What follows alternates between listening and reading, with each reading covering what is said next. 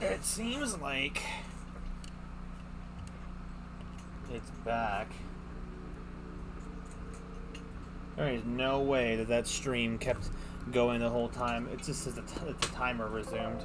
There ain't no way that came back right on right like that. I'm gonna test my chat though.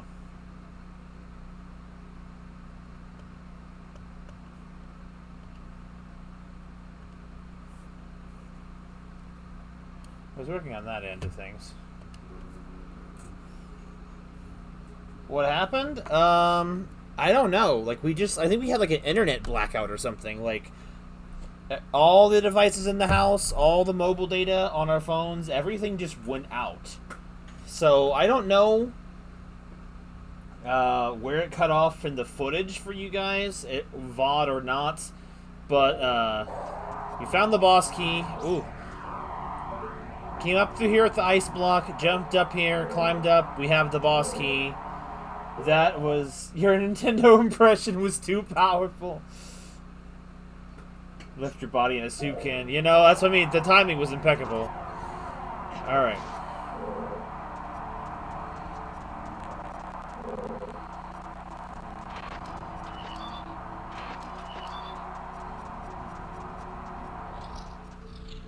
What did happen? Isn't this director really good?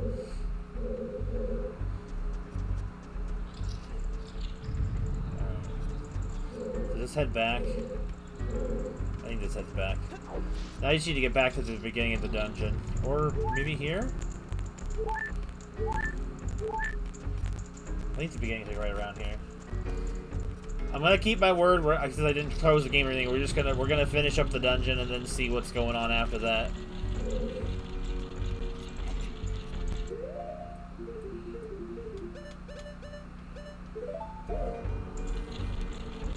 I wonder what the boss is gonna be.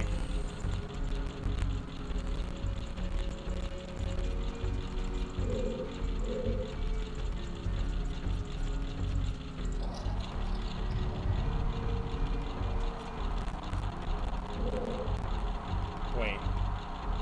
Hello? Wait a second.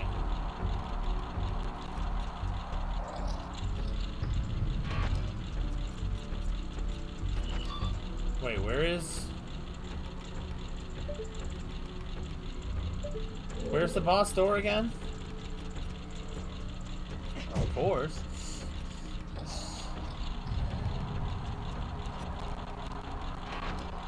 Oh, right up there.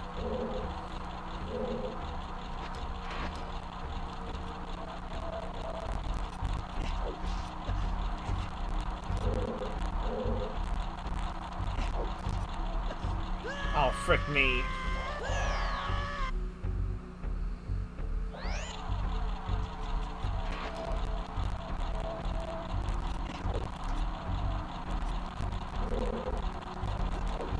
So does the homebrew channel still work? You've got to be kidding me. Just fall off. It's faster that way.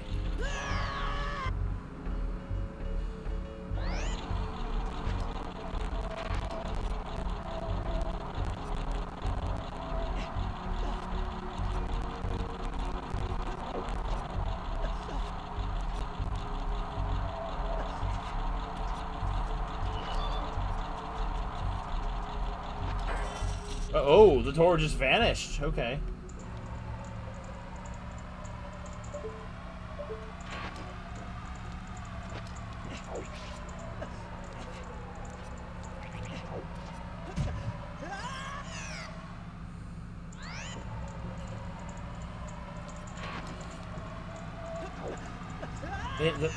They have been, but they really just don't have any right to, in my opinion.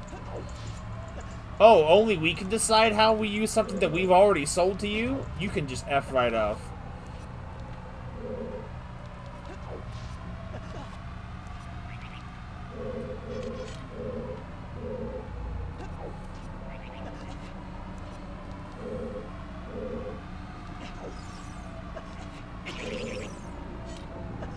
That effing crow!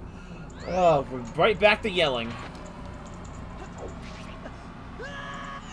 Why are there crows in here?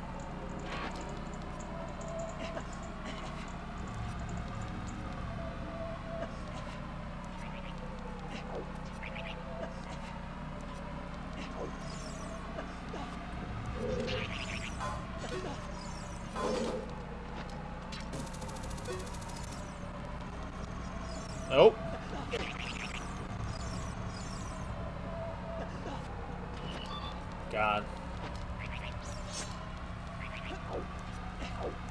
So what's going to be in Ganon's tomb, I wonder?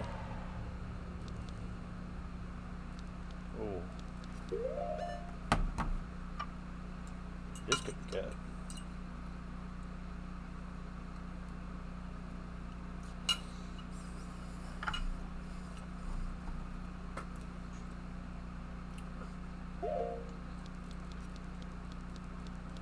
Ooh.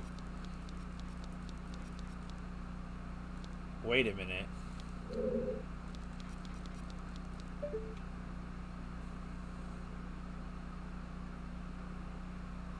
Wait a second. Obviously, this is Phantom Ganon, but what's with these paintings? What are they? Is this supposed to be the Forest Temple? Is this like the paintings in reverse? I wonder. Where's the door? I don't remember where I came in from. Oh, here we go. How are they going to make Phantom Ganon interesting?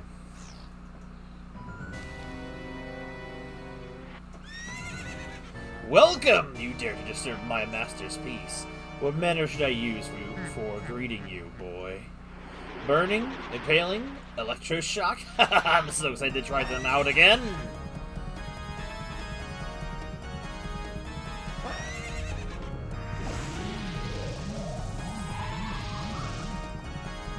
This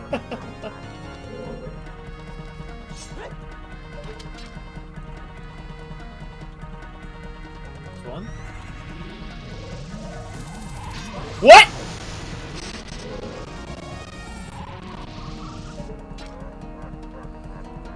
He has fake portals? Oh, this is gonna be a pain.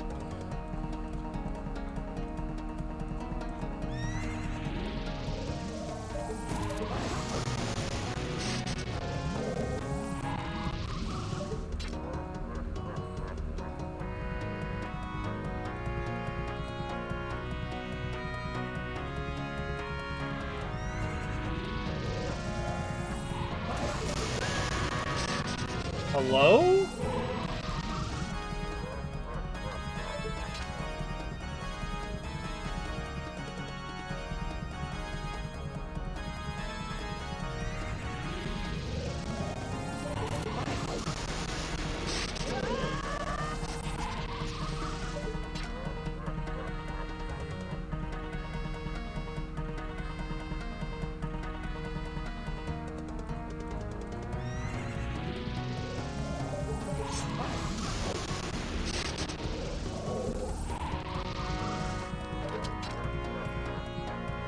Okay, Ice.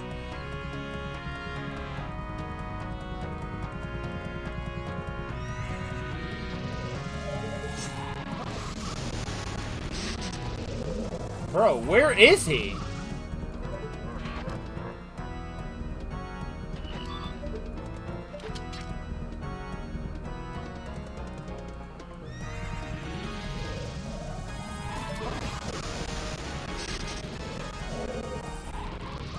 Bro, I'm not even seeing his portals!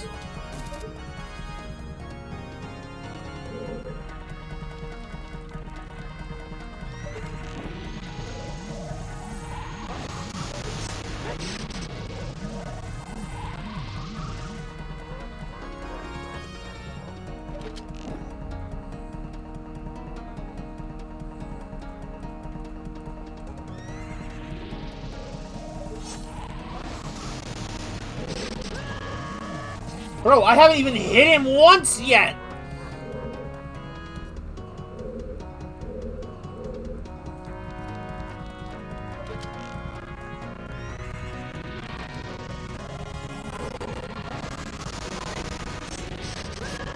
Wait, what's happening?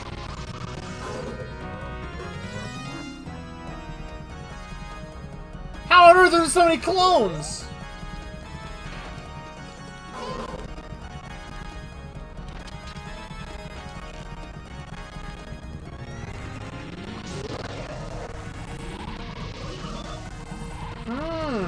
Interesting.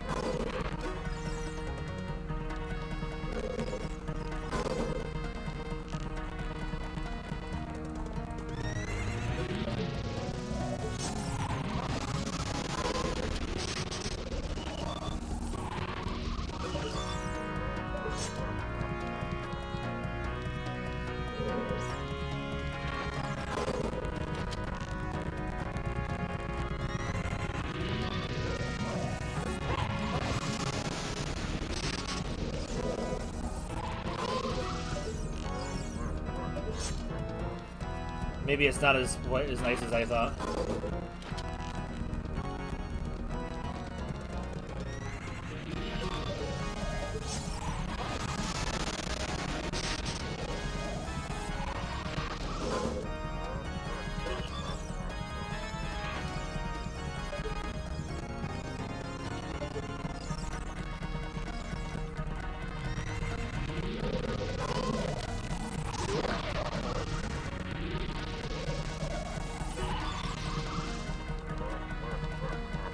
I don't think the Lens of Truth is doing anything. I might be wrong, but...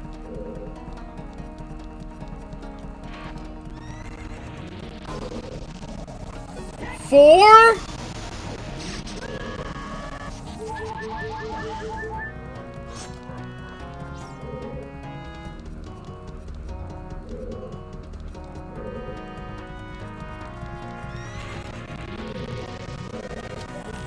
Okay. We're just not gonna target on him, I guess. Despite the fact that I literally was doing the same thing.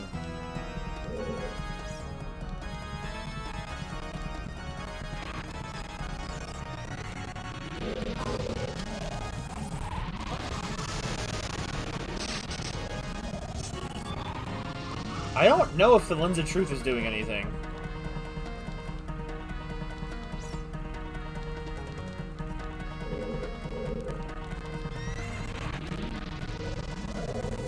Where?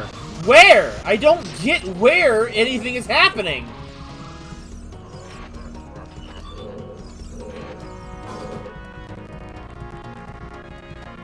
Oh. Maybe?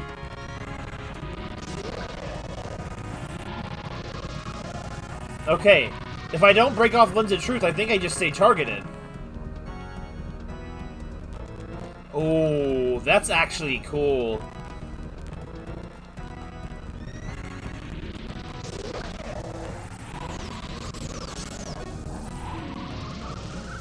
Is it the Tyrant of the Dark Age? Ganon's double? Incredible. Be careful even if it's just a double. Lens of Truth is probably still useful.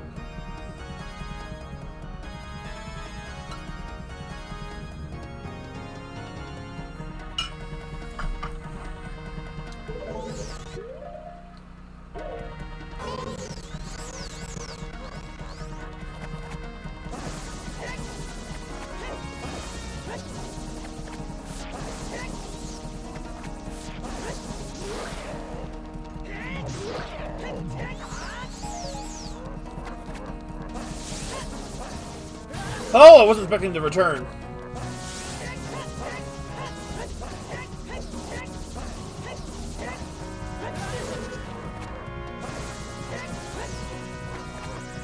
Oh! What?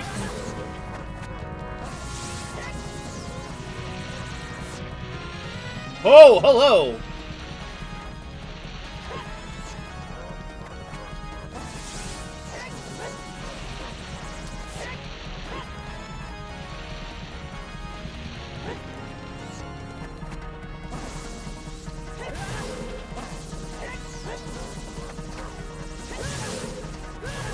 Oh, he's doubling up.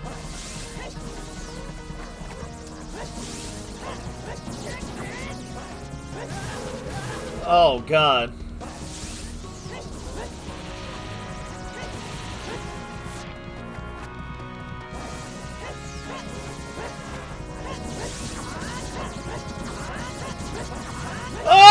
Oh, my God, that was crazy. It didn't work, but it was so good.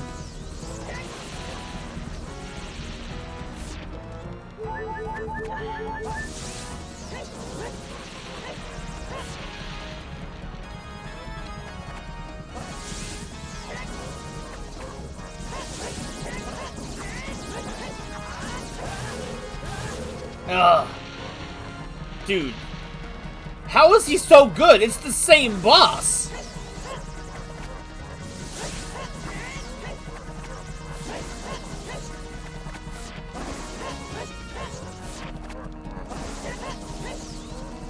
Brother Hair's not playing tennis anymore.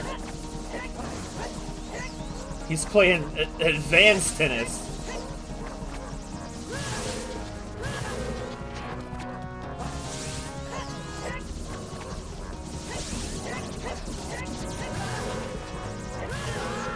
Oh, that's all it does.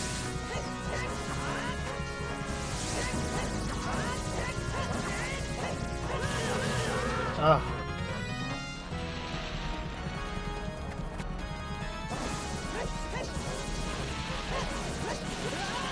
Holy, that's a lot of damage!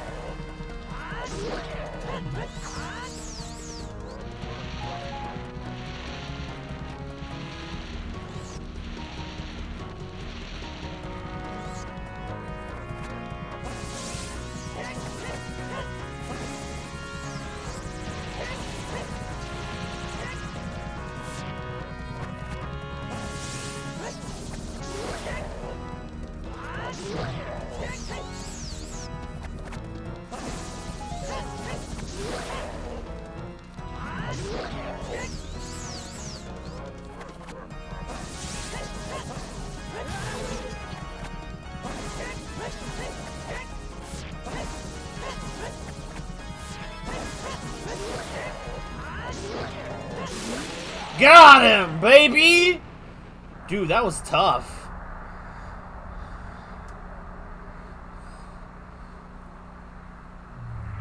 No, I wasn't defeated by a kid! I just accidentally overlooked a pawn of destiny. I'm sorry, my master. If you insist on ending your own fate, go into the blood pool of the abyss. All the way down. What?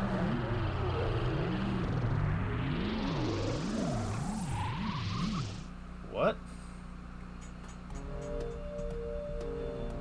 The blood pool of the abyss.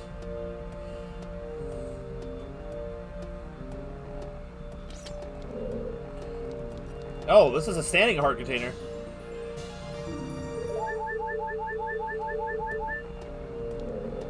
There's only 6 heart containers left. I love this goofy little victory music.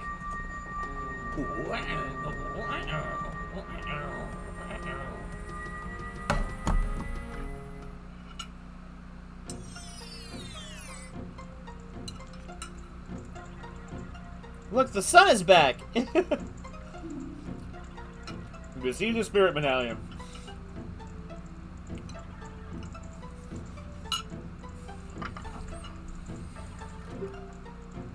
We're on the last medallion, aren't we? I couldn't believe we just beat Phantom Ganon. We didn't want to save the world, but want wealth and power. He wasn't lying that we must go deep down the evil place, Abyss. Would be the craziest gamble I've ever taken.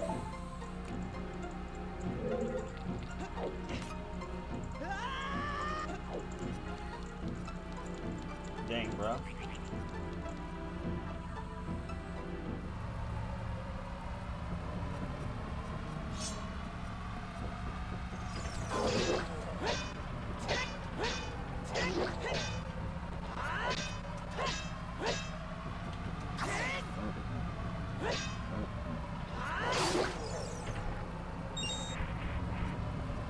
Isn't the Buru still here? I'm gonna go see if she's here.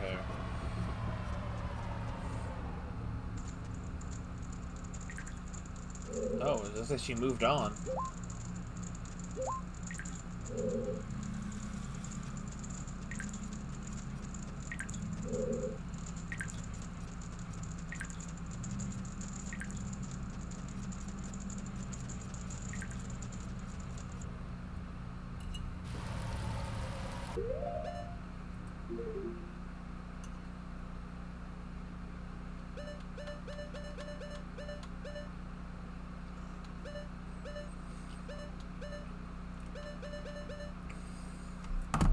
Dang.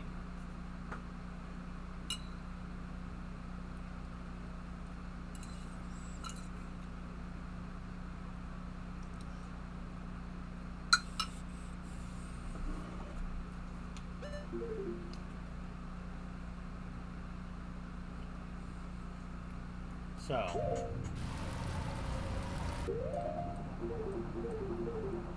I'm in the Gerudo domain, but the transition just set him in Border Village.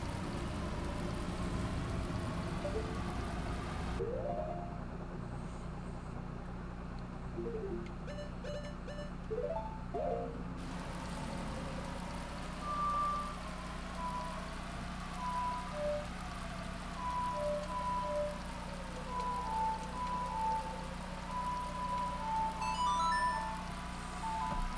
the right song. That's the wrong song.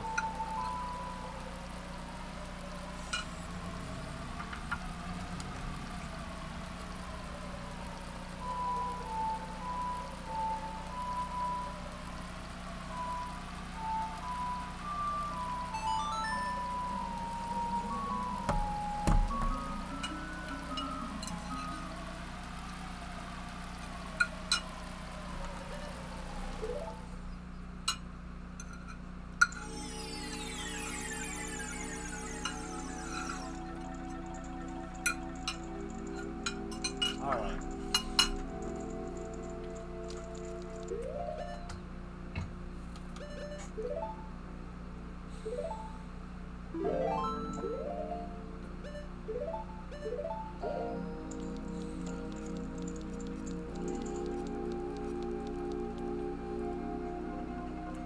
So let me see if we can't find what we're looking for so I know where to go next time.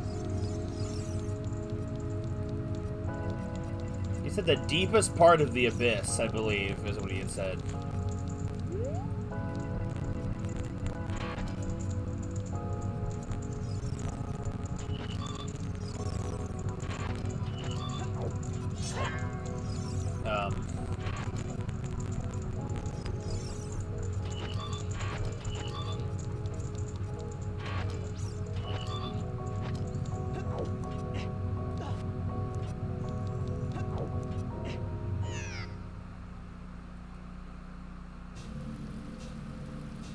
Back here.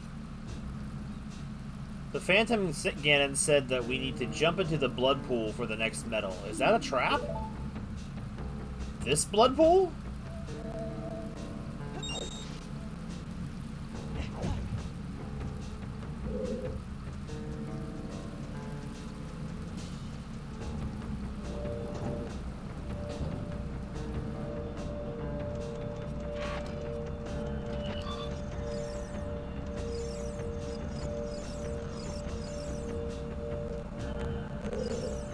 Here is the abyss, where the wretched souls are sealed.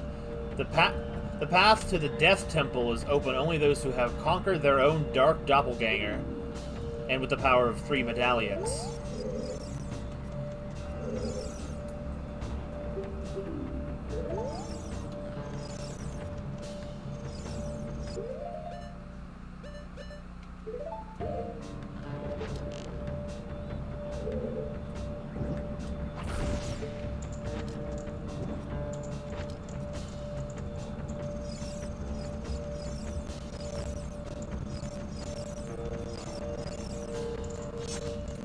Let's see what's inside. The Death Temple. Your little sneak peek of the next stream.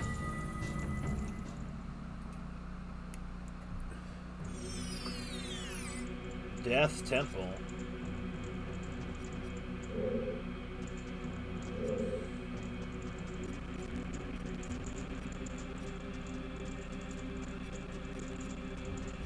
Aesthetic-wise, anyway.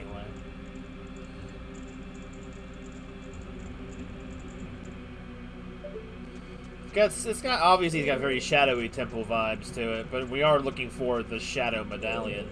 It almost feels like a forest as well. Ooh. Well, let's stay over here by the campfire for now and sing our campfire song. I think the only way to leave is just to warp out of here. Looks like a great talk though. The Majora's, I did not see it actually. I have to look and see it again. Okay, so I think that'll end it then for the stream tonight. I'm gonna save state as well, just in case. So we got a pretty good amount of it done today. So I don't know how much is left. Let me have a look at something here.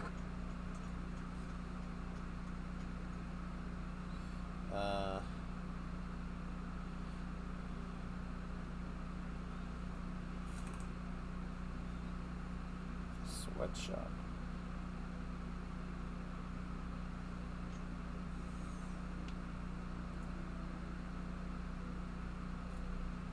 What is this? Hi, I'm checking in. Oh my gosh, I'm a huge fan. Oh, thank you. I love it.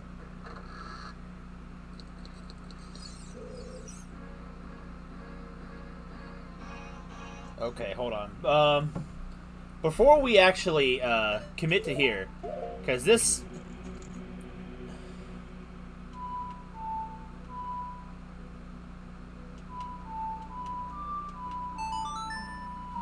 We're gonna head back.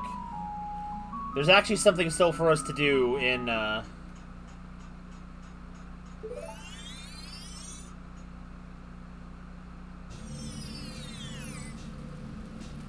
How do I get out of the abyss, though?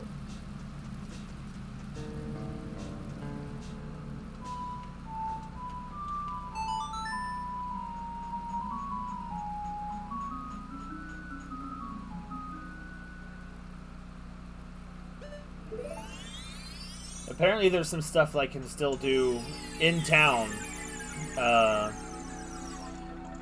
Which I thought was just like a throwaway line to teach me how to kill likes. But, do you guys remember the Monster Museum in town? Apparently, with the Monster Museum in town, something happens, if you kill the like that's in the cage. Which he, you know, it's his pet like, you know, could be, you know, big thing, so. Hopefully, if I don't forget, we'll start with that next time, and then we'll see. Outside of 100%ing everything, which I don't know if I'm gonna do. Like, I feel like I've been pretty thorough, but...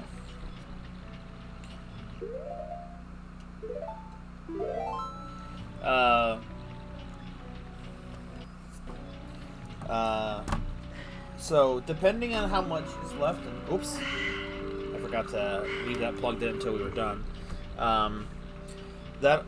We might be finishing the ROM hack next time, because the Death Temple is the last dungeon, but there's still, I think there's still a little more. Yeah, I know, it's not like he's trying to swear, and it's so funny. Like, so we might be finishing the ROM hack next time. I think there's like an optional thing, but like, because I'm basing this off of a YouTube guide or whatever, YouTube walkthrough. But like, I'm not gonna do every single thing. Like, if we finish the ROM hack and I don't have all the heart containers or all the heart pieces, or all the gold skulltulas, I'm not gonna worry about it, honestly. I'm gonna get everything I see, but if I have to go out and hunt for them, I'm probably not gonna do it. There's one Poe left somewhere. I mean, I don't know. It's a ROM hack, so it's like, you know, just get your enjoyment out of it that you like, but I don't want to miss substantial amounts of content, so there is like another segment of stuff to do. According to the video guide, there's like 3 other. Let me see. Let me have a look, just to kind of give an idea, which we might be doing next time. So there is an optional section that takes maybe roughly an hour, 15 minutes or something.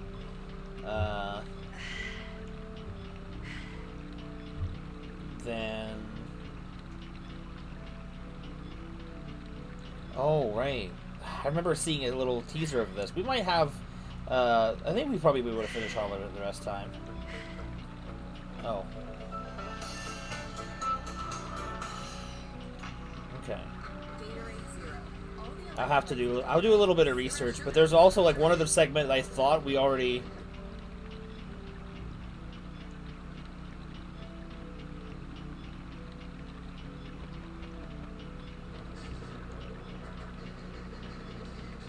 Yeah, okay. I'll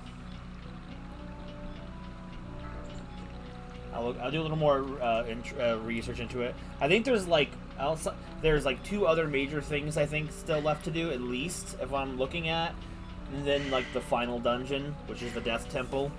I don't know how abrupt the end of the game is after that, or how any of that works, but that's what it's looking like. So we should probably, if I get a good timing start on it next time, I should be able to finish the ROM hack next stream. So man, look at that. We're finishing up the ROM hack, and we're finishing up. We just finished up the main story of Awakening. So got stuff to do. So we'll probably have a Bobo stream coming up here in the next few weeks. You know, my birthday's coming up, so that's good too. But yeah, and my sister's visiting, coming next week, so like depending on how long she's be here, I may have to either do shorter streams or suspend them or push them back. We'll see what happens. Oh shoot, I was supposed to do something today and I remembered. I'm never gonna remember these things. I'm so terribly forgetful. So I think the next games, just FYI, like I mean I already talked about it before. The next non-RPG we'll probably do, but though some people would call it an RPG, is probably do the chat directed playthrough of Elden Ring, which I'm looking forward to trying to do and see, because I just don't know what else to play at the moment. The ROM hack's been really fun. I've really enjoyed it. It's had a couple of bad spots in it, but it is, you know, something that a person made, not a company made. So like, you know, that's to be expected. But it's been a really fun experience. Like if I could figure out how to get a physical version of that for my 64, I definitely would probably want to have something like that put away. At least of what it's looking like so far. It's a short but solid Zelda experience, and so far, while I definitely feel like Ultimate Trial had way more polish, and it's probably was way more masterfully executed for what it was trying to do, this is still a very solid fan-made mini Zelda adventure. Like it's got like locations, it's got like the map, it's got dungeons, it's got more, and I would dare to say better dungeons than Breath of the Wild and Tears of the Kingdom. And that sounds like it's a whole lot of bias, and maybe it is, but I don't know. Breath of the Wild's dungeons were not much of anything, really. Tears of the Kingdom's ranged from disappointing to bad. Like, only one of them... Like, dude, like... One of these little dungeons here has been taking me, like, maybe... It took around, maybe, what, 2 hours-ish? Maybe a little longer? I don't know exactly. Not counting the stream being interrupted. Oops. I dropped that. Just give me a second. By a second, I mean right now, I guess. But, like... They were full-fledged dungeons. These used mechanics that Ocarina of Time never implemented. Like, for example, just with that last one, freezing the traps with an ice arrow. Like, what confirmed for me that the ice arrow was going to be the dungeon prize was when my brain remembered, wait a minute, there is an item that you can get that bypasses the traps and allows you to platform around them, and it's the ice arrow. And I'm like... And I had to hold my excitement because I knew other people probably weren't going to know that. I had only knew that for like a couple of weeks because I saw it on a random YouTube short. It was like, dude, I had no idea ice arrows could freeze the traps, because you would never. And there's like almost no traps left in the game after you get the ice arrows anyway, because in the original game. So there's no point. And I don't think they did that in Majora's Mask. Maybe they did. I never tried it. I've never needed to. But, like, that's such a cool use of a actual in-game Ocarina of Time mechanic that was never really utilized or needed, and made it a part of the dungeon design. And having the dungeon's item basically, or being a duology of items, being the fire and the ice arrows, is actually really cool. Like, I really, really liked it. Like Wind Waker had the option to the option to do that, and they didn't really use it quite that much. They're more so for exploring rather than puzzle solving too much, because that was an overworld item, not really a dungeon item. So the fact that the dungeon item was like the fire and ice arrows, and extinguishing the sun with the ice arrow was just such a cool little gimmick to do. But like, it was like, I don't know. I liked how this game in a couple areas has done the double item prizes. And then it implements it really well. Like, some of those parts are a little frustrating. Like, as much as I was frustrated with the Flappy Bird or the Flappy Link section, once I got into the rhythm of it, it was more just a matter of, like, getting the timing right. because then I started realizing what I was doing wrong, and it was the fact that I was waiting too long to press the buttons. You had to do it like Flappy Bird, where you would like tap tap tap tap, like, and I wasn't doing that. I was waiting too long, and that was messing me up. And once I realized what I was doing wrong mechanically, it started to come together. It didn't come together before I started getting angry at it. But it's still really cool. Like Flappy Link, Donkey Kong, like segment in the Goron dungeon. Like, this ROM hack, even if it doesn't have a lot of like grammar polish or just the greatest sense of direction, like, the beginning of the game was rough because I wasn't really sure where I was supposed to go. But, like, once I started, I was like, all I really needed was, like, 1 or 2 pieces of the puzzle. And then, like, eventually I started figuring out, okay, well, now I have this. I can go here now. And then it's, like, this and this. And then it's, like, then the hook shot came in. And then the long shot, like, ooh. And then it just started opening up. And it was, like, it's been really good. I've been really enjoying it. Like, I'm going to be sad when it's over. But it's just been really good. It's just really nice to play a fresh and new Zelda-like experience that, because it feels like a Zelda game because it's made with a Zelda engine, and then it still feels like a Zelda game as opposed to Breath of the Wild and Tears of the Kingdom, where they have stolen Link's skin and put him on a generic open world RPG protagonist character. That's because Breath of the Wild's not as bad. I don't want to turn into a whole rant on that before I go for the night, but it's like, Breath of the Wild's not like a terrible game. Like, it's not my favorite type of Zelda game, but, it didn't feel as egregious as Tears of the Kingdom was. And, like, I don't know. I started my day complaining about Tears of the Kingdom, and I look like I'm gonna basically end my day complaining about it. Like, but I don't know, like, those experiences, while they're cool open world experiences, like, they don't feel like an open world way that a Zelda game should handle it. Like, giving Link his entire toolkit at the beginning of the game, in my opinion, is such a bad idea.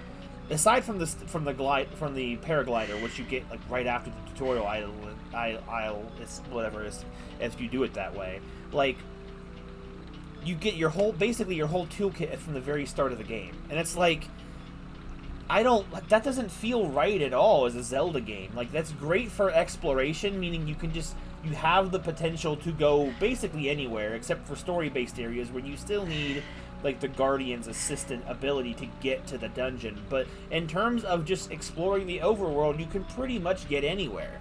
But, like, part of the Zelda gameplay for me is the progression, and it's like, this game, while it's not a big open world game, I don't really care about that. It has a small world, but, like, it flows like a puzzle piece, where it's like you have an amount of control of where you can and can't go, but like the pieces, items you get and the order you get them, just kind of, like, it almost makes the whole game feel like a puzzle game in a way. And I just really liked it because it's just like, it just tackles it so well. Like, it's what I like about Zelda games. I don't necessarily like the world being my oyster. I like the idea of having a set amount of the world being free, and then seeing something I can't attain, and then it's like, but then I'm like, I file that in my mind, and I'm like, well, I gotta remember that later, and try something else out when I have some more stuff. It's like, the last 2 Zelda games don't do that. It's like, there is an element to being like, well, I have all the tools at my disposal, I just gotta figure out how to make them work. That's one element, but like, and Breath of the Wild did that pretty well, but Tears of the Kingdom, because of how many stupid elements there are, and the limit is your imagination, and then it's like, then you realize I'm over here not figuring something out because there's some weird obscure part of how this game's mechanics work that I just haven't discovered yet, and who knows, I may not discover it. Like, and I don't vibe with that quite the same way. It doesn't feel like a Zelda game when you do it that way. This ROM hack feels like a Zelda game. The Ultimate Trial felt like a Zelda game. Even though it was a roguelike Zelda game, it still had the spirit of what made a Zelda game to me. It's like the progression. It's like the care for the lore. It's like the the upgrading of equipment and stuff, and allowing you to do new things because you get new abilities. It's like you get that sense of growth as a character, whereas Breath of the Wild and Tears of the Kingdom Link, he literally starts off basically at full strength, and you don't get that sense of growth and progression anymore. It's like, because it's like, well then, you know what, dungeons, even if they had them and they're barely there at all, they don't feel like anything special. It just really get from point A to point B. You don't get to wonder what kind of new mechanics I'm going to get, what kind of ability I'll get to solve the dungeon. You don't get that anymore.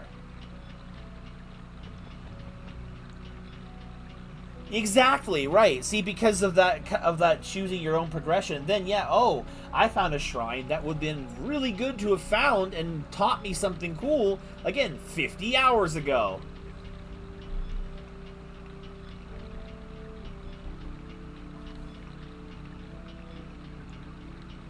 Exactly, that's what I mean. It's like, just because you can take off the like the training wheels and just let you have at it, it's not always a good thing, because it's like I think when you decide to do that with a video game, be it Tears of the Kingdom, Scarlet or Violet, or anything or whatever, when you take out all forms of like roadblocks and stuff like that, and it's just left to your own devices or whatever, it's like, I lost my train of thought. It's just like, you need, like, I feel like you need a slight guardrail, like, for certain stuff like that. Like, give yourself a certain amount, but like to let yourself explore. Like, you have, like, Zelda games gave you a pretty good amount of things to explore before. But then the fun part is like, oh, I got a new ability. Now I can go back to this area I've already kind of explored and see if I can explore something else with that, in terms of an exploration thing. And it's like, and it gives you a natural kind of like roadblock of things. But they've already said they don't really care about story anymore. They care about crafting a gameplay experience first, and story is completely like last in their terms of priorities. And it shows. Like, I feel like nowadays, like back in the day, I think because of Zelda's limitations, they had a story carry their progression through the game. So, the stories were better because, they were actual stories. Whereas nowadays, the story is optional, the story is skippable, the story is like, it doesn't need to be there, and it shows because the stories have been really bad. Like, Breath of the Wild wasn't too terrible. Like, it did it in an interesting enough way, but the fact that the very next installment decided to copy that exact formula in a way that doesn't work as well and make it work sucks. And that's why I hate Tears of the Kingdom story, because it's like, it needed to be a linear game. It needed to have some kind of direction, and not like one you can just pick, because that's what happens when you have a non-linear story. You have the same information relayed to you multiple times throughout the whole game, verbatim, because they don't know which one you're going to do first. There needs to be some level of like control and hand-holding to help just control the environment. Because now you have games where they're just doing gameplay as king. So now they're just going to make whatever the heck they can think of to be a game and just mentally justify it by making up new lore or disregarding old lore, because they don't care about that. That's why Tears of the Kingdom is such a mess for me.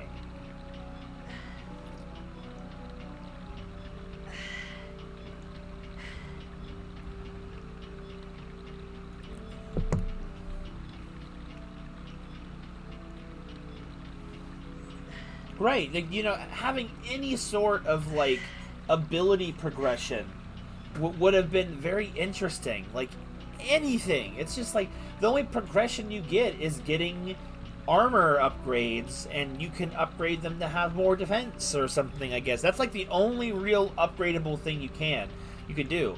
But half the time in Tears of the Kingdom and Breath of the Wild, that's not even really that important. It's not really that big of a deal. I don't really care about dressing up Link. I don't really care about that. And like another just nitpick thing, I just hate the fact that the tunic has just kind of been completely way-sided because we're like, oh, the tunic's not cool anymore. Bro, technically the tunic was never cool. The man who was in it made it cool. And I don't like this identity change that we're going through. It's like, I don't know why they feel like they need to reinvent the Zelda wheel. It's just, there's a reason why when I played Tears of the Kingdom, Breath of the Wild, I wear the classic Link things because I wanted the game to feel more like I'm playing The Legend of Zelda, man. It's just I don't get what Nintendo's doing. I can't understand. It's like they felt like they couldn't make Link appeal to the broader scheme, so like, you know what? Let's redesign him to be more new player friendly. And I know people who started Zelda with Breath of the Wild because it was approachable for them. That's why the lore is completely disregarded, because they don't want you to feel like you're missing anything, even in the direct sequel where they don't even acknowledge the predecessor's lore. It's just but that's the thing. You know what? I definitely feel like that's part of the reason why these ROM hacks have suddenly come on the rise. I don't feel like they had a recent breakthrough in how to make Ocarina of Time ROM hacks or whatever. I don't think that's what it is. I think it solely comes from the fact that we're getting to the point where now, because Nintendo will not give us what we want from our game experiences, from IPs that we have been following for years, the fans have decided we're just going to do it instead. That's why I feel like we've been having a large appearance of these Ocarina of Time ROM hacks, or for example. It's like when Nintendo wouldn't... Exactly, fine, I'll do it myself. And even if this... What the heck is that?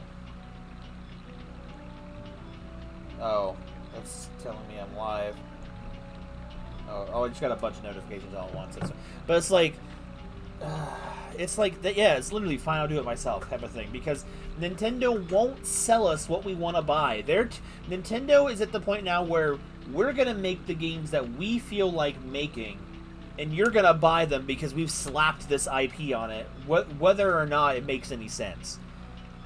The justification for the Zonai tech in Tears of the Kingdom feels like so incredibly forced. Where did it come from? It came from the Zonai. Where did that come from? We're not going to tell you that. Aliens, I guess. You know, and they don't even confirm that either. But they're not technically alien. They're dragon people, sort of. They're dragon whatevers. I don't know. But like, they introduced the concept of an entire new race to the Zelda world, which they haven't done in a long time, and then they don't do anything with it. They don't flesh it out. There's just two of them, the last ones of their race, apparently. What was about this stuff? Heck if I know. Heck if Nintendo knows. They probably just designed two characters. Said, you know what? Let's take an area that existed in Breath of the Wild with an interesting enough name, and let's just run with that. Because that's what it screams. Like, there's no way the Zonai Ruins and Faron Woods in Breath of the Wild was ever initially planned to become what this was. It's like, I don't understand. I don't know. I don't get why they don't care about their stuff as much as we do. And like, I really think like a lot of the heads of Nintendo either moving on or passing away has really been a big factor in that. And it's like, it's just, I don't know. I mean, I'm not going to complain in the sense where, like, you know what, we're getting people making ROM hacks of the types of Zelda games we want to do. It makes me almost want to do one myself. I don't know, not that I would have any idea what to do, but it just looks like, you know what, people are out there doing it and making games that people want to play because Nintendo just won't sell it to us. Like I said, I'm only convinced that Link's Awakening remake only existed because it was probably started as a 3DS title. That's the only reason I think it existed in the first place. And then because they made all the art and the assets for it, they're like, you know what? When we get some time down the line, let's just make a new game with all these assets, make some new ones, make Zelda the protagonist, make a really terrible combat system. Boom, we're good. It's just like Nintendo's like lately, if with their old IPs, it's just constantly trying to just reinvent what already works. Because I don't know why they think it's because it's going to be stale. It's going to sell anyway. Part of me wonders if the reason why they're not putting these older Zelda games on the newer platforms outside of the virtual console stuff is because they don't want people to want that. It almost feels like they don't want the new players to want the old stuff. And they think probably new gamers have that tunnel vision where if it's not on the console that I have and own, I'm not going back to discover more of it. If Nintendo doesn't provide it to me on this system, I'm not going to engage with it, it feels like. Because there's too many games coming out nowadays, and they make their games take forever to play. Like, Breath of the Wild and Tears of the Kingdom are such long Zelda games for no reason. And a lot of the stuff in those games, it's just filler content. It's just, I felt like I missed it when their overworlds were smaller, but lots of things that you could explore had a purpose. There was something there for you to reward you for taking the time to explore.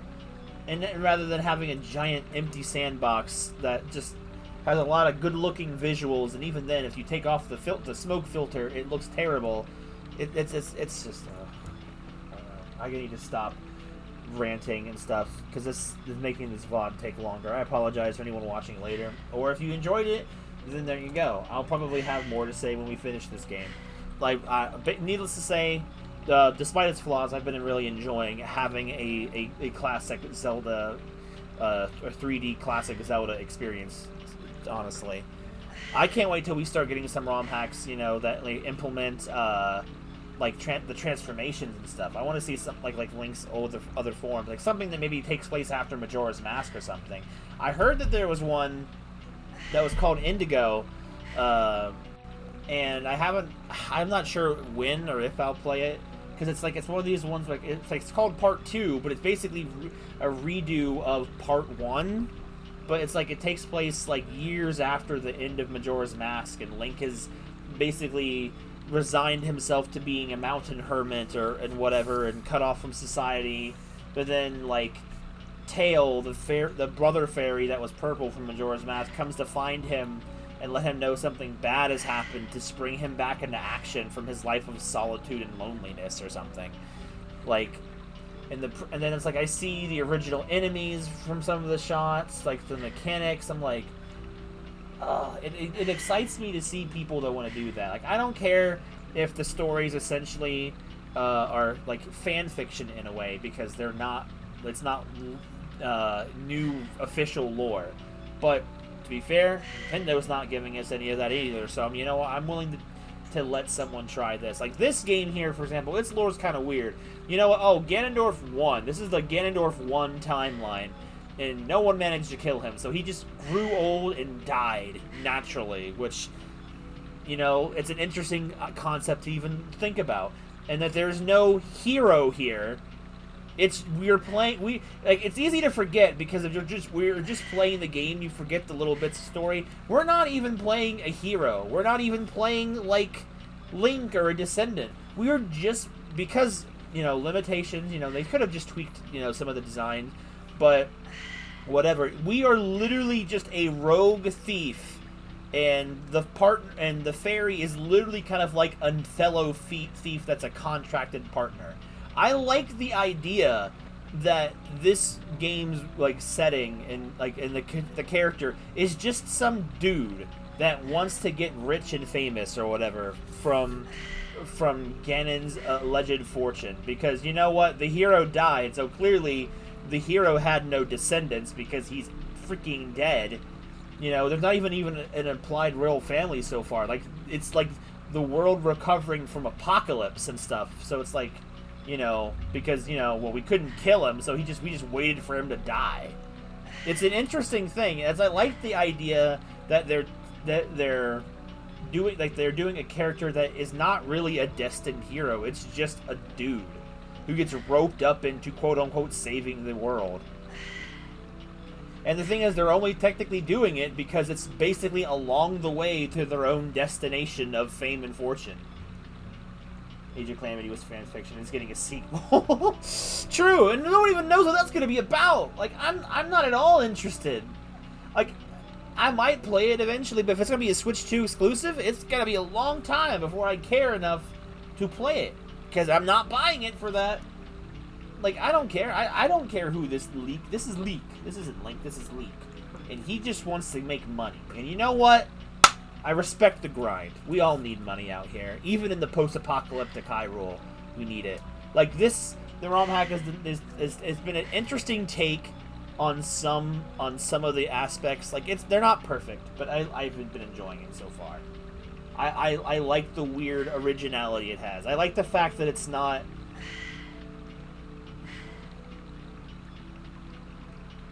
You know what? I don't blame you for that either. Especially if you're just...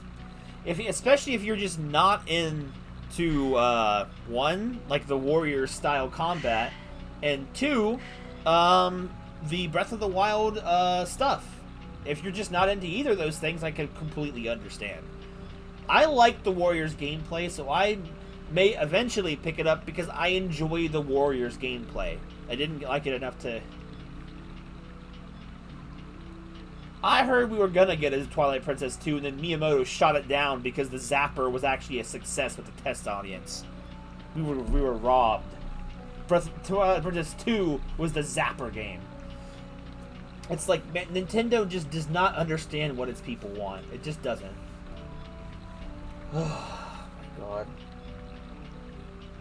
So that's what I mean. Like I said, the only thing I really liked about the Age of Calamity's like story when it comes to the mess that it is, I like the fact of the time crossing things. I'm always a sucker for like characters from the future going into the past and just messing with stuff. Like with Awakening. That's one of the reasons why I liked Awakening so much too, is because I liked that concept they were going with. Some people think it's cheesy. Some people think it kind of breaks lore or makes things hard to fit with the continuity. Yeah, I know. I don't care. I enjoy that stuff. You can say it's non-canon later. I don't care. But they didn't even do a great job with it in Age of Calamity, except for Sidon. Sidon is the shining ray of light of that game's mess of a story, because I loved to death his character arc, and I will still stand by the fact that it actually helps tie together the two elements of his arc in the two other games that he's in. I think it actually is a great bridge thing. It may be unintentional. It may be non-canon. I don't know. But if you take those elements together, it puts him as a whole full story. And it's the only thing I think I, without a doubt, can say I loved about those three games. Sidon's complete story, as well as just him as a character. He was fantastic.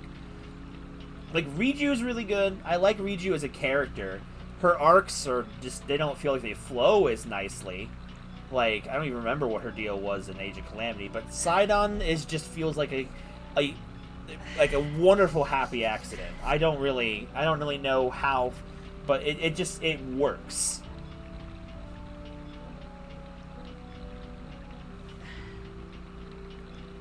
Zelda canon doesn't matter, and they want us to not care, which is why they probably are trying to cover up as much of their past as they can. I don't understand. I'm just so passionate about Zelda. That is my franchise. Zelda is the franchise that got me into video games. That was the thing. That was the thing. That's my baby. That is my absolute favorite series up until a certain point. It's always been my favorite series.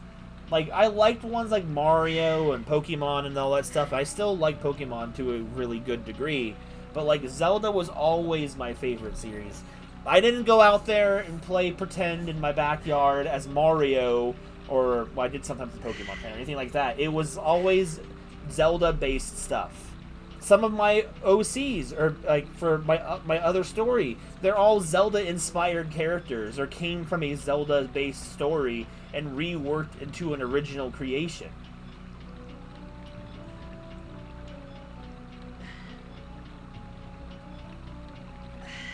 I know, that's what I'm saying. It's like, bro, they just don't care about their own stuff. It's like, dude, fanfic writers care more about the lore than the official people do. Like, Zelda could really be another really massive story-based IP they have, but they don't want that. They just want its stories to be good enough to carry the adventure game they want to make. That's really all it is.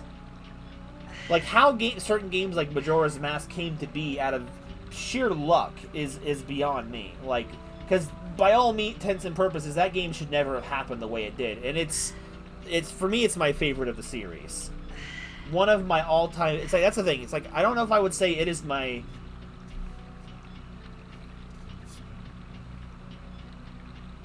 You think they want it to be bad? I don't know. I think the problem is a lot of people that take in stories like that, because they don't really experience better stories. You'll have to hit me up with that later, Ice. Like, they don't experience better stories nowadays as much anymore, because people's originality is dying. Like, you look at some of the stuff in the movies nowadays, there's a lot of it's slop. But there's so many people that will stand by that slop and say that's great. The amount of people I've heard people talk about how great or enjoyable Tears of the Kingdom story is, I want to slap them. Like I get that Zelda stories themselves have never been wonderfully executed masterpieces. I understand that. Like, they're products of their time. The ones that, like, there's a good amount of childhood bias in some of them, but, like, if you look at elements of storytelling from, say, something like Majora's Mask, Wind Waker, or Twilight Princess, for example, maybe not the overall package, but you take elements out of it, and it feels like someone really, really tried to write these and make them really engaging. Like, there's so many tiny short stories that Majora's Mask is full of, and the whole theme is just Link helping these people. Like, he's not just out there saving the world. He's saving these people's lives, like, one little crisis at a time, because of how that works.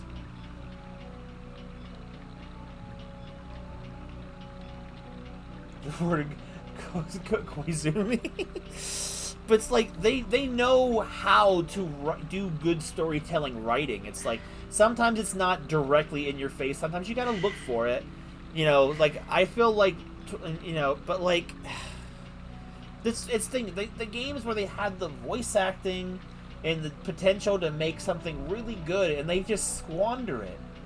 Like, honestly, you probably didn't see the rest of, like, Echoes of Wisdom, Ice, but, like, I was for absolute sure that we were gonna retcon the Triforce out again. I was gonna bet money on it. I was gonna bet money on them getting rid of the Triforce again. And they surprised me at the 11th hour, and the Triforce did appear. It did show up.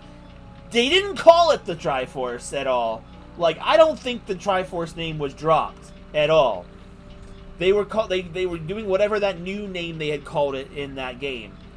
It showed up, though. I'm like, are you going to tell me that that maybe the timeline has gone on so long that the entire citizens and the lore and even the goddesses themselves forgot they named it the Triforce? Or was it supposed to never be was it never supposed to be the idea that it was, I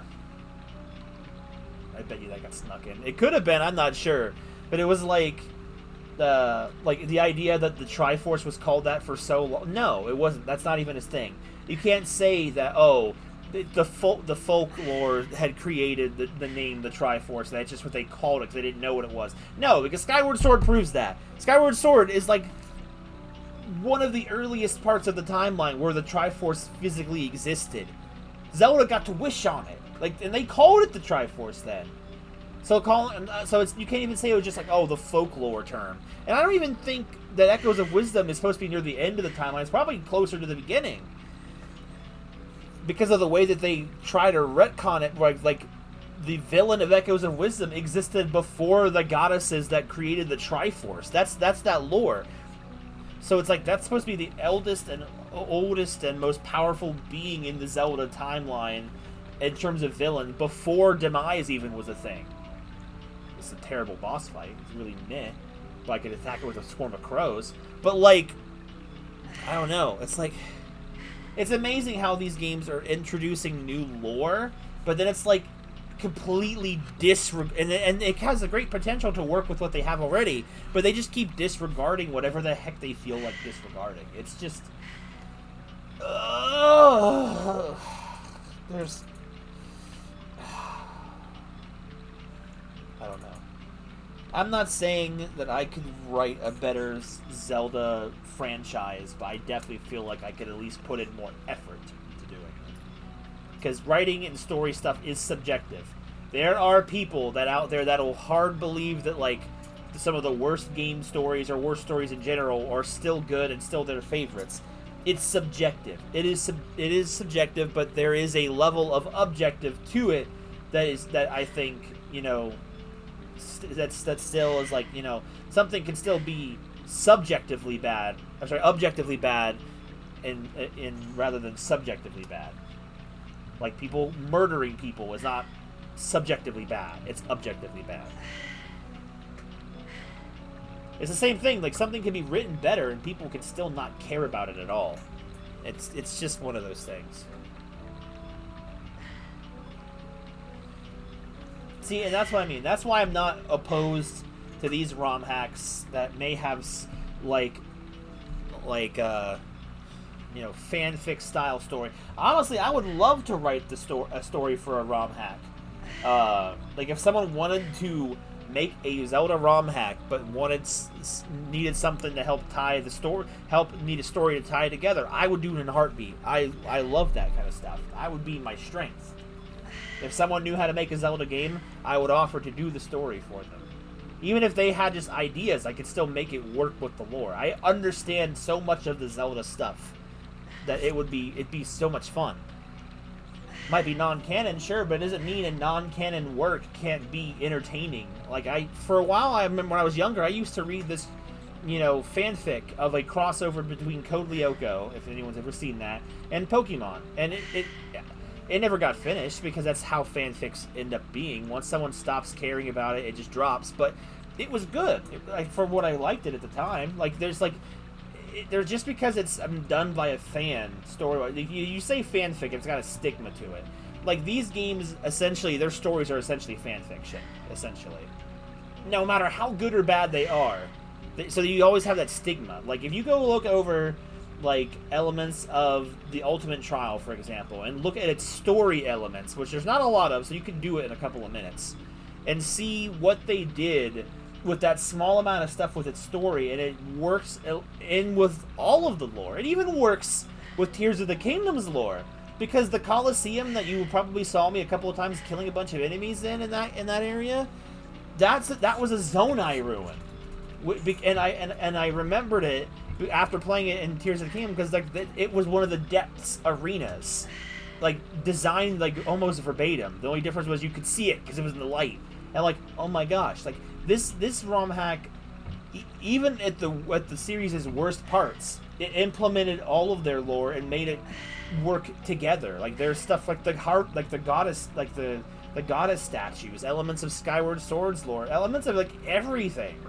Like the arena, even if it is probably, I don't know how canon it works with the thing, it's like it's got Link to the Past Ganon and Link to the Past music in it. Like it implements a lot of lore elements in something, and it just does it well, and it's like it works with the lore in some ways better than the official stuff does. Like it.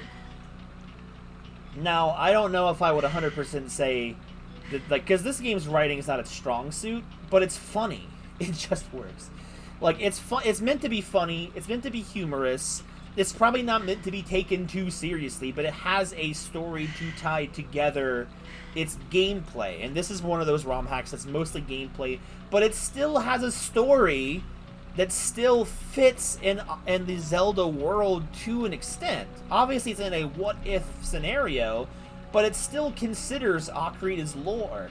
Like the like the Epona song, like when Link plays it, like the horse responds to it, and the fairy hears, like, that's the same kind of song that the hero of the past used to do to calm his horse. It's like, it's just little things here and there that's like, it doesn't really, I don't know. It just nods itself to its predecessor. It's like it acknowledges that it's supposed to be the same thing. It's not written entirely well, but like the heart's still there.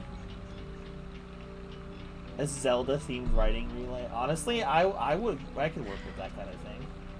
Like, in a sense, one of my earlier stories that involves like Eric Nightingale is technically almost kind of Zelda coded. Like, you could, like, I have thought, like, if I had any kind of ROM hack ability, that I could try and figure out how to make that story I wrote work in a Zelda ROM hack. I just thought that would be fun. Like, just because I could do it.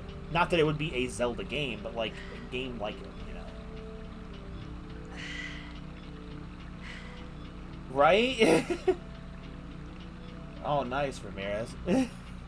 I've just been ranting for too long.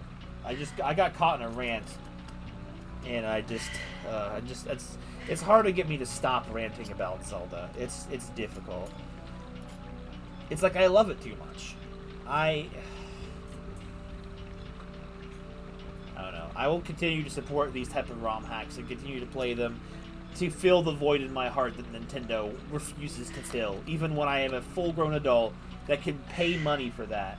We hate because we love. Exactly. It's not like baseless hate. It's just like, I want you to be better. I believe you can be better. Also, I've been fiddling with this for a little bit. I have, like, this pin, by the way. Like, it's a pin. And it's freaking Neo. But, like, her ears are, like, they do this.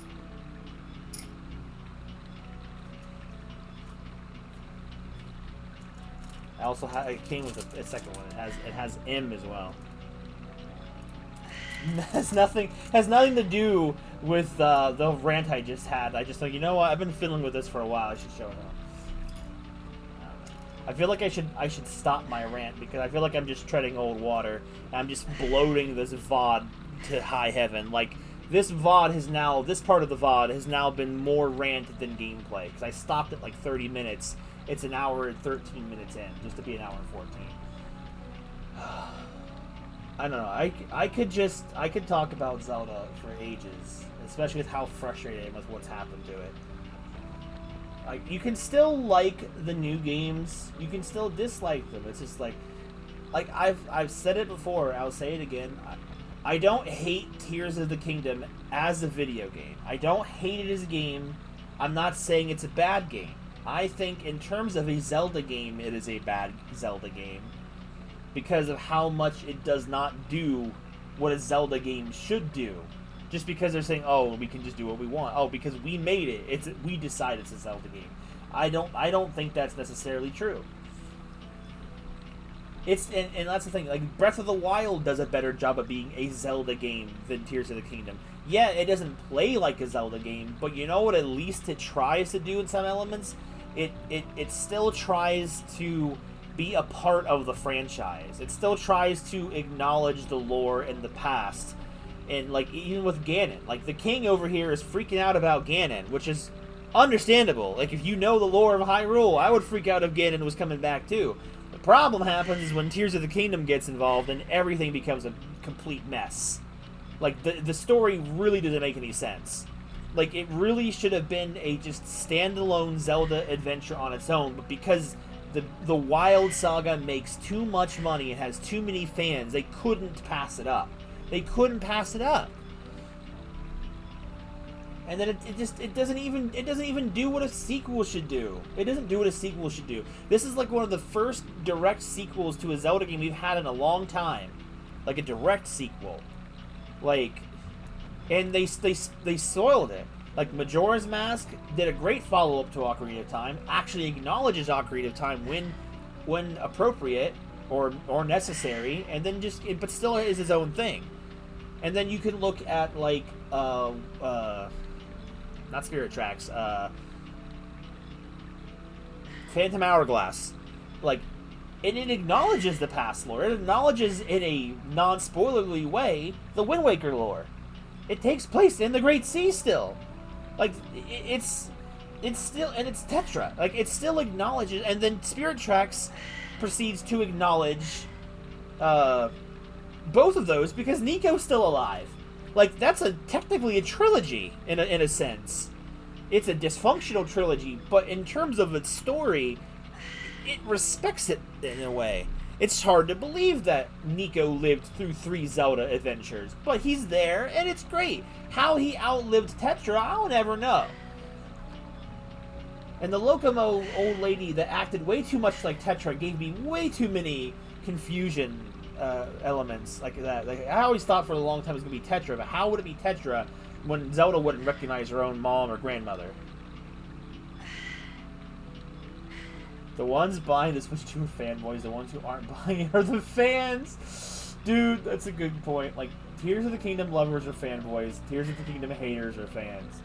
That's a good point. Like, I was seeing people talk about that. They're just invalidating people's dislike of the game by saying it's trendy to hate it. I'm not hating it because it's trendy to hate it. I dislike it because I dislike it. That's just really all it is.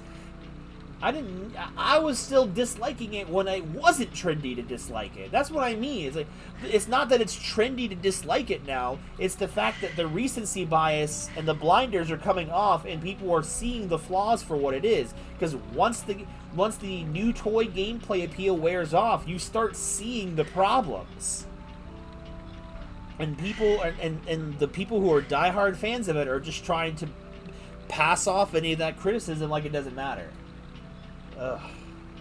I didn't expect to rant or something like this. I really hope if anyone actually did sit through the VOD of this, that, you know, you are a like-minded individual and you're not out here hating me in my YouTube comments. If you are, it's fine. Like I said, I don't hate Tears of the Kingdom. I just don't like it for my own personal reasons. And I also just don't like the fact that gameplay, or at least that style of gameplay and world building, seems like it's going to be the norm. I liked it better when the worlds were smaller, linear, more controlled, and you could actually get multiple quality Zelda games out in a decade. How is it that we have advanced so far in game-making technology, but it takes longer to make games now than it did before? Like, especially when you're reusing stuff. How did it take over half a decade to make Tears of the Kingdom when you were reusing so much of the assets? And that's what we got. I don't care. Like, I don't think necessarily more is better, necessarily. I don't use it, so I'll never see it. Oh well. I've had Zelda on the mind today, so that's where a lot of the rant came from. See, I have people that watch me that still like Tears of the Kingdom. And like I said, I don't dislike Tears of the Kingdom, but I was incredibly disappointed with it from a story aspect and a format. Like, gameplay-wise, it's fine. I don't prefer this style of Zelda gameplay. Like, I prefer the stuff that we had for 3D Zeldas for the last couple decades, except for Skyward Sword. But even then, I could manage Skyward Sword.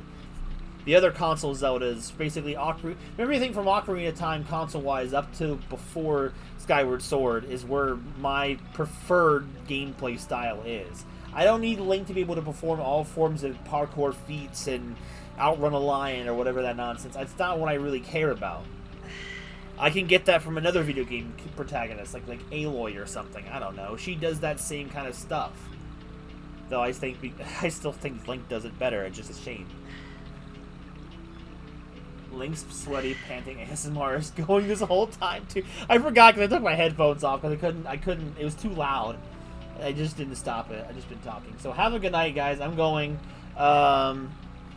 Saturday, I'm going to be continuing I'm going to be doing the post game of Fire Emblem Awakening, and then maybe starting the DLC stuff. There's only so many DLC maps, so I don't know how many streams it'll take to get through it. And since it'll be a matter of like just getting through them, I'll be cruising through with probably the best units I have. So I don't know. I don't know if it'll be a one stream. It probably won't be a one stream thing, but it's definitely gonna be finished before May, I think. They're all end game level wise, understandable. I know, we are starting May, so I definitely know before the end of May I will be done with Awakening, I'm pretty sure. Like, just in terms of post-games and DLC, yeah, by the end, not by May. It just became May today, or tonight. So yeah. Understandable, maybe I slurred my mouth a little bit. So yeah, we'll be back next Wednesday, unless I have to postpone it because my sister is visiting, to possibly finish this very fun ROM hack. And then it'll probably be a little bit before I jump into the next ROM hack. But I really hope the ROM hacks have been very fun and interesting. I've been seeing bits and pieces of some of the best looking ROM hacks right now, like on YouTube Shorts from this one person. I'll definitely link one of their videos in the Discord later. That's the person that tipped me off to the existence of the Ultimate Trial. Granted, it was the final boss, but you know, sometimes spoilers are worth it in order to be able to still experience a very fun gameplay thing. Because that's the thing, if the video and the spoilers weren't as good as they were, I definitely wouldn't have looked that hard into things to actually get to play it. But then when I started to see, like, oh, this looks really fun, and then so it works. That's the same with this. I've already kind of know the twist of the ending, somewhat. But that's not the point. The point is that the experience is gonna be fun. And for you guys who haven't seen it, I think you'll like the weird ending this game has. Because it was enough to make me like, you know what, I want to play this one too. Anyway, yeah, that's the plan. Have a good night, guys. I'm gonna actually go before I get started again. Before Link dies of heat stroke. So have a good night. I'll see you guys Saturday again for more Awakening nonsense for the post game of Awakening. Bye bye. Have a good night.